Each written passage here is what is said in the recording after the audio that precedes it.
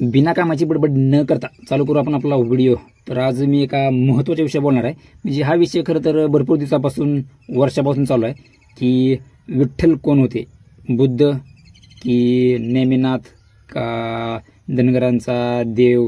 ह्याच्यावरून काय लक्षात येते माहिती आहे का की प्रत्येकजण जे तेव्हाच्या काळातले जे लोक होते ना, ज्यांनी वेगवेगळे धर्म किंवा वेगवेगळ्या जातीमध्ये होते, त्या सगळ्यांना ना विठ्ठलाबद्दल वेगळे मत येते। जे बौद्ध होते त्यांना हे बुद्ध वाटायचे, जे जैन होते ते जैनांना हे त्यांचे नेमिनाथ वाटायचे, जे धनगर समाज आहे त्या लोकांना तो त्यांचा देव वाटायचा।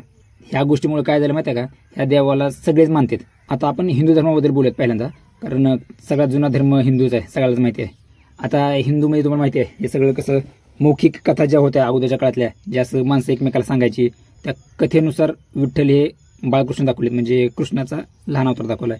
आणि बाकीच्या गोष्टी तुम्हाला माहिती द्या, ते विठ्ठल उभारले होते किंवा ते रुक्मिणीची भांडणं झाल्यानंतर ते काय काय तुम्हाला सगळं माहिती आहे। ते आपल्याला त्या गोष्टी बघायच्या नाही, आपल्याला काय बघायचं आहे विठ्ठल काय। आता विठ्ठल हा जो शब्द आहे ना तो खरं तर कानडीमध्ये पण आहे, तमिळमध्ये पण आहे आणि पाली भाषेमध्ये पण त्या शब्दांचा अर्थ वेगवेगळे आहेत। विठ्ठल या शब्दांचा अपभ्रंश कुठून आला माहिती आहे का, विठ्ठल या नावावरून। आता विठ्ठलचा अर्थ काय माहिती आहे का, दूर रानावनात असलेला देव। आता विठ्ठलांचा धनगरांशी संबंध काय येतो तो ह्या शब्दामुळे येतो। तमिळमध्ये काय, तमिळमध्ये इटी म्हणजे काय, कमरेवर हात ठेवलेला। मग आता ती मूर्ती जी आपण विठ्ठलांची बघतो ती कशी आहे, कमरेवर हात ठेवलेली आहे, त्याच्यामुळे त्यांनी ती शब्दांचा इटीचा अर्थ कमरेवर हात ठेवलेला आहे, त्याच्यावरून विठोबा नाव आहे। आता आपल्या मराठीमध्ये विट या शब्दावरून विठ्ठलाचं नाव घेतले, कारण विट ते विठ्ठल उभारले होते ना, त्याच्यामुळे त्यांनी विठ्ठल नाव काढले। आता हे जे सगळे विठ्ठलांचे नाव आलेत ना, हे फक्त त्या विठ्ठल या शब्दावरून त्यांनी घेतले आहेत आणि ह्या गोष्टीमुळे जो एवढा सगळा राडा होतो ना असावा लागलाय। आता आपण विठ्ठल शब्दाचा अर्थ बघितलाय, आता आपल्याला काय करायचं आहे, धनगर समाज विठ्ठलाला का मानतो ते तुम्हाला सांगतो। एक इतिहासक आहेत, त्यांचं नाव आहे डॉक्टर अशोक राणा। त्यांचे संशोधन केलं ना ते एका लीळा चरित्रावरून केलं। आता हे लीळा काय असत माहिती का, तेव्हाच्या काळातल्या ज्या गोष्टी सांगायच्या ना त्याच्यातला एक भागात होतो। मग त्याच्यामध्ये काय होतं की जो आपले विठ्ठल आहेत हे एक वीर होते, जे गोरक्षण करताना त्यांना वीर मरण आलं। मग ह्या गोष्टीमुळे त्यांना विष्णूचा अवतार दिला, कारण गायीमुळे त्यांना विष्णूचा अवतार दिला। आता आपण बौद्धांबद्दल बोलू तर विठ्ठलाला बुद्धाची उपमा दिली गेली। कुणी दिली, आपण नाही, जे संत होते, संत जनाबाई किंवा संत तुकोबा, संत एकनाथ, हे जे संत होते, नामदेव, यांनी जे अभंग ओव्या लिहित होते ना त्याच्यामध्ये त्यांनी बुद्धाची तुलना केली, बौद्ध रूपी विठ्ठलाचं तुलना केलेली आहे। जनाबाई म्हणतात, होऊनिया कृष्ण कंस वधियला, आता बुद्ध झाला सखा माझा।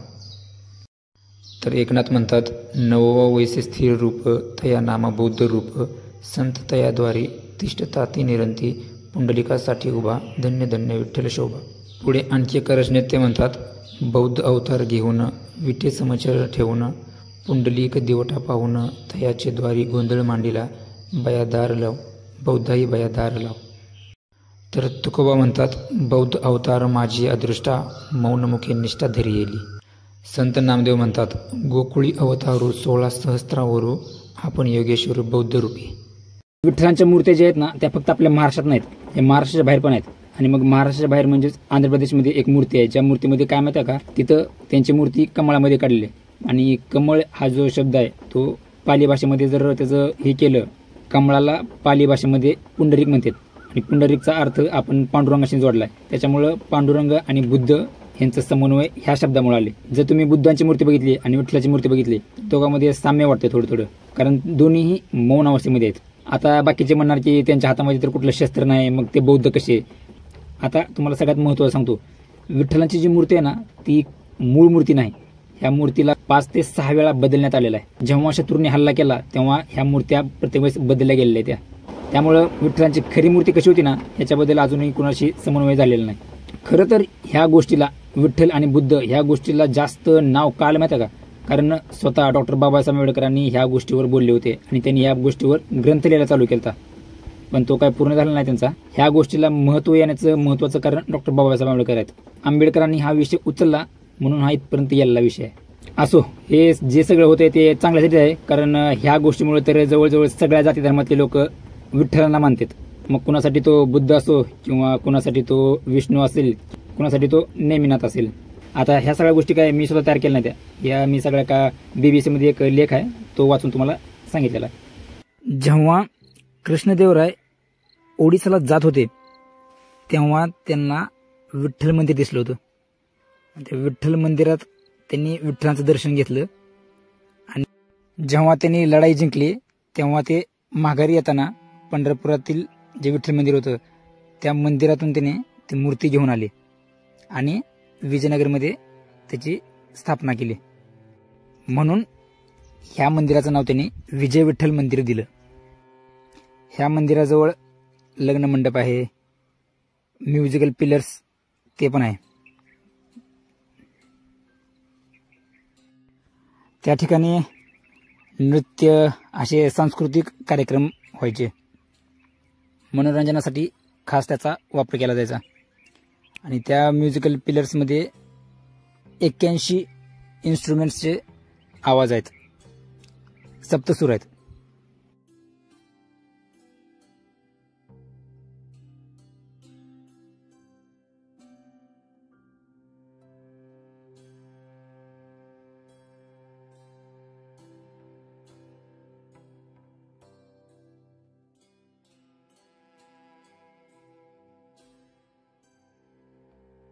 ही मूर्ती आहे, हिचं नाव आहे मकरयाळी.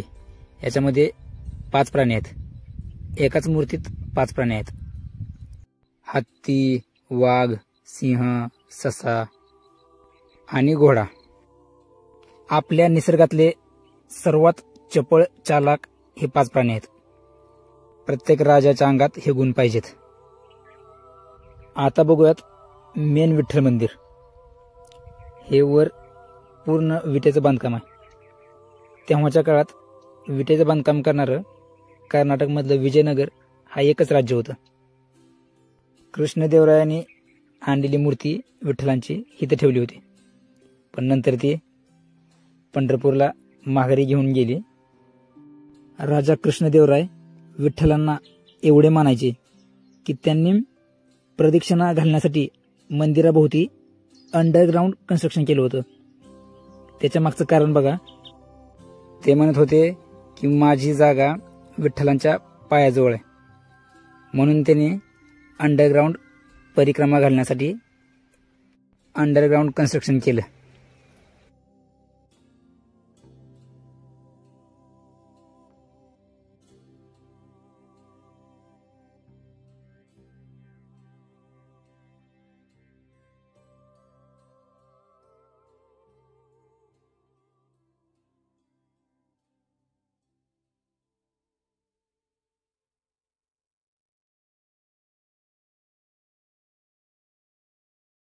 तेव्हाच्या काळात घोड्यांचा खूप व्यापार व्हायचा. हे खाली घोडे दाखवलेत आणि वरी नक्षी आहे. घोड्यांचा व्यापार का व्हायचा? कारण तेव्हा ज्यांच्याकडे चांगल्या प्रतीचे घोडे आहेत त्यांना सर्वश्रेष्ठ मानले जायचे.